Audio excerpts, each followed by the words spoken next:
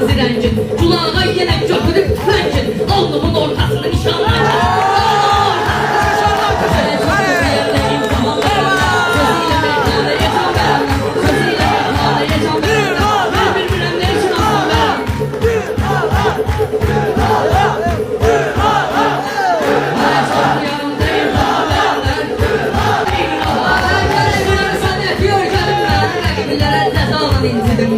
Gözəllərim dirədiyim gedim mən. Kulalı sizdən anadan olanlar kəsəm.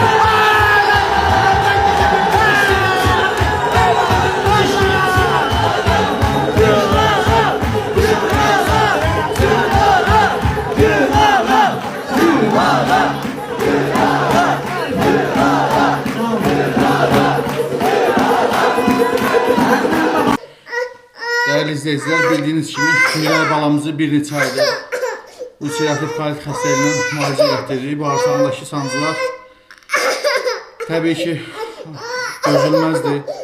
Məcbur olub paylaşırıq. Halımızdan anlayıb dəstək olan, dua edən hər kəsə təşəkkür edirəm. Ümid edirəm ki bizi başa düşəcəksiniz, dəstəyinizi əsirgəməyəcəksiniz. Allah heç kimə bizim kimi çarəsizlik nəsib eləməsin. Kömək olan, olmayan hər kəsə ancaq xoşbəxtlik arzu edirəm. Biz də təbii ki balamızı xilas eləmək istəyirik. Ona görə sizdən maksimum şəkildə dəstək olmağı rica edirəm. Ümid edirəm ki harayımıza səs verəcəksiniz, dəstək olacaqsınız, dua edəcəksiniz. Öncədən hər birinizə təşəkkür edirəm.